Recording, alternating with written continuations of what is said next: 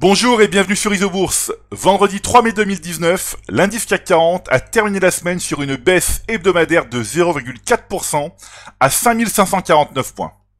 Alors après un mois d'avril 2019 en hausse de plus de 4%, la Bourse de Paris aborde le mois de mai 2019 sur un sérieux challenge, celui de poursuivre ou non sa course à moyen terme. En effet, un croisement haussier des cours de pression Isobourse 5 et 20 mois est actuellement en cours de formation sur le CAC 40. Alors ce croisement, s'il se confirmait, clôturerait une phase d'instabilité de plusieurs mois et serait très encourageant pour l'élection française à moyen terme. En revanche, un échec aurait des conséquences défavorables pour la suite des événements. Les courbes de pression Isobourse 5 et 20 trimestres sont également suspendues à la réussite ou non d'un croisement haussier.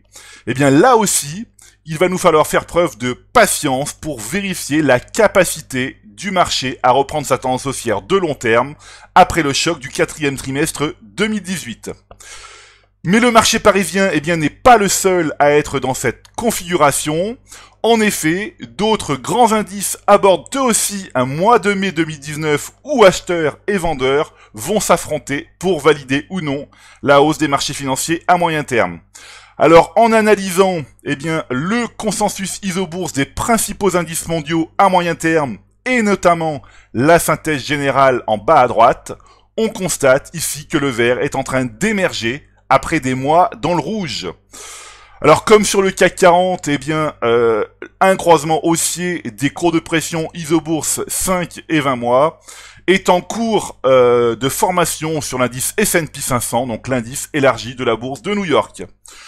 Du côté des actions, l'analyse moyen terme de la composition de l'indice Eurostoxx 50, donc c'est-à-dire les 50 plus grandes sociétés cotées de la zone euro, montre que les valeurs haussières, sont en train de reprendre ici le leadership avec le vert qui continue de croître. Alors parmi les signaux validés fin avril 2019, on trouve le brasseur belge AB InBev, dont les courbes mensuelles étaient baissières depuis plusieurs mois, voire plusieurs années. Voilà ici donc les courbes se sont croisées à la hausse fin avril 2019. On trouve également l'assureur français AXA, d'ailleurs en tête du CAC 40 ce vendredi après une excellente publication. Voilà donc AXA, dont les courbes de pression Isobourse 5 et 20 mois viennent de se croiser à la hausse fin avril 2019. Enfin, un mot sur les mines d'or. Voilà, le regain d'intérêt constaté sur les mines d'or au début d'année 2019 semble faire long feu, à l'image du consensus moyen terme qui repart ici dans le rouge, à la faveur du retour de l'appétit des investisseurs pour le risque. Voilà, écoutez, c'est maintenant à vous de faire le point de vos valeurs en portefeuille avec Isobourse. Je vous donne rendez-vous pour ma prochaine chronique et d'ici là, restez avec nous sur Isobourse.